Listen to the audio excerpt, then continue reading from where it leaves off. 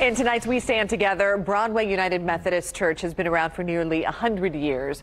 They've been very vocal in how they believe all of Indianapolis can stand together. It's been said that actions speak louder than words. Everyone's heard that, right? News 8's Alexis Rogers sat down with their new pastor, and that seems to be his rule of thumb. Tucked away on the 600 block of East 29th Street is a sanctuary of diversity. A home with different faces, different opinions, with the same love and desire to create a place that welcomes and values all people. Although Pastor Aaron Hobbs is fairly new to Broadway United Methodist Church, he recognizes the giants that came before him that have been calling for human rights for decades. Today is no different. Their focus hangs high with just 3 words: Black Lives Matter. A community bridge to a conversation that is much bigger than the obvious. You know, it's amazing how much things have changed in the last 6 to 7 months. I mean, when you walk into this place, so different, wouldn't you say? Yes, it's been a difficult and strange time to transition to a new place. But what we found is that while, I wouldn't wish a pandemic on anyone, there have been some things that we've been able to do because of the circumstances. And so, while I don't meet maybe as many people as I would normally if, coming to a new church, I think some of the conversations I've been able to have been deeper than just the, hi, how are you, kind of superficial things you might have done normally. And I think my family, the same thing, they feel like they've been able to connect with some people really well. And so that's been good.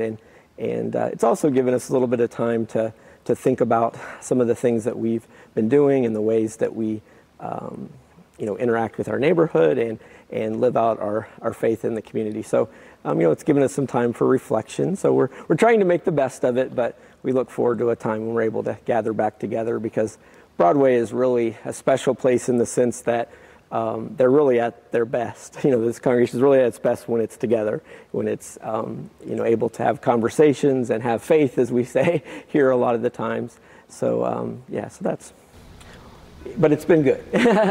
What I think is so interesting and, helpful about your leadership journey up until this point is that you've been all around Indiana. I mean, you're an Indiana guy. And when you look out into your congregation, even with the faces that are still here, via pictures and things like that, it definitely looks like the makeup of Indianapolis. Do you get that feeling when you look out to your congregation? Right, yes, very much so. And I think that that's been something since the 80s, that we had a mission statement, and at the end of it, it says that we seek, welcome, and value all people. And so that just is kind of the ethos of this place. And because of that, I think we have a very diverse congregation that does reflect the community well. And that's also why I think we're not afraid to have difficult conversations and love each other, disagree, talk about things that maybe other congregations would be hesitant to talk about, or take stands that maybe for some congregations would be a little too bold perhaps, but we believe that our faith calls us to make those stands and to have those conversations. And so that's a beautiful thing about Broadway.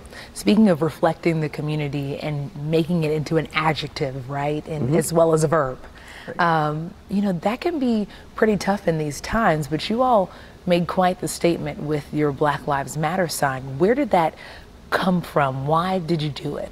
Right. Well, we've had that sign for quite a while, and so it didn't just come up recently. But part of it is because it's a statement that we believe is very much true. But unfortunately, our nation has not acted in ways that demonstrate that Black lives do matter. And so we need to be bold and say that Black lives matter, because until Black lives matter, all lives do not matter. And so that's really kind of the impetus of why we make that bold claim. And then that generates conversations, and it has us be able to step into that space and provide kind of a safe place where people can have difficult conversations. They can struggle with things like, white privilege, and they can struggle with, all of the issues that impact Black people in our community. It's not just police brutality. There's a lack of affordable housing. There's stagnant wages for working people. There's all types of things. Healthcare disparities. Access to healthcare disparities. There's inequity in a lot of ways, and so that sign helps us to begin to have those conversations here in our neighborhood and inside these walls, but then just out in the larger community. How have those conversations come to life? Because I've seen this neighborhood as we drove in, and I see a lot of different folks who this is literally the heart of their community. How have those conversations come to life? Right.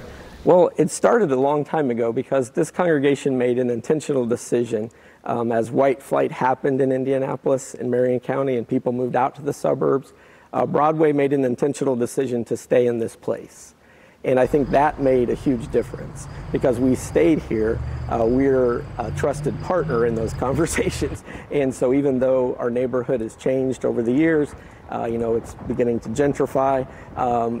It's making the conversations shift a little bit, but it's still, we're kind of providing that space for those things to happen. So even though, we may have 600 and some members, our reach out in the community and the neighborhood is far greater because there's a lot of people who would say they're part of Broadway who are not members of this church.